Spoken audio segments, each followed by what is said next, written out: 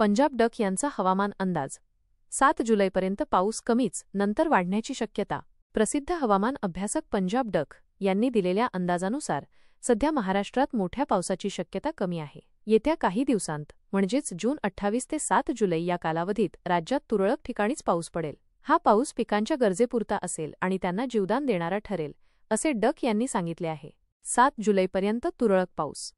7 जुलैपर्यंत राज्यात सर्वदूर पाऊस पडणार नाही. काही ठिकाणी स्थानिक वातावरण तयार होऊन पाऊस पडेल, पण तो विखुरलेल्या स्वरूपात असेल. त्यामुळे मोठ्या पावसाची अपेक्षा सध्या नाही. कोकण आणि नाशिकमध्ये पाऊस सुरू राहील. कोकण किनारपट्टी आणि नाशिकच्या काही भागांमध्ये मात्र पाऊस सुरू राहण्याची शक्यता डक यांनी वर्तवली आहे. जुलैच्या दुसऱ्या आठवड्यात चांगल्या पावसाची शक्यता.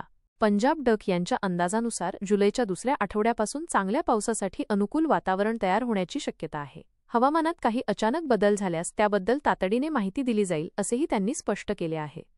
7 जुलैपर्यंत पाऊस कमीच, नंतर वाढण्याची शक्यता.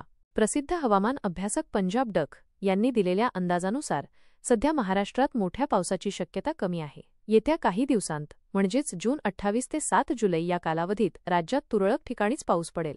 हा पाऊस पिकांच्या गरजेपुरता असेल आणि त्यांना जीवदान देणारा ठरेल, असे डक यांनी सांगितले आहे. 7 जुलैपर्यंत तुरळक पाऊस. 7 जुलैपर्यंत राज्यात सर्वदूर पाऊस पडणार नाही. काही ठिकाणी स्थानिक वातावरण तयार होऊन पाऊस पडेल, पण तो विखुरलेल्या स्वरूपात असेल. त्यामुळे मोठ्या पावसाची अपेक्षा सध्या नाही. कोकण आणि नाशिकमध्ये पाऊस सुरू राहील.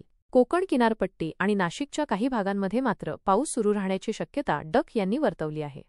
जुलैच्या दुसऱ्या आठवड्यात चांगल्या पावसाची शक्यता. पंजाब डक यांच्या अंदाजानुसार जुलैच्या दुसऱ्या आठवड्यापासून चांगल्या पावसासाठी अनुकूल वातावरण तयार होण्याची शक्यता आहे. हवामानात काही अचानक बदल झाल्यास त्याबद्दल तातडीने माहिती दिली जाईल, असेही त्यांनी स्पष्ट केले आहे.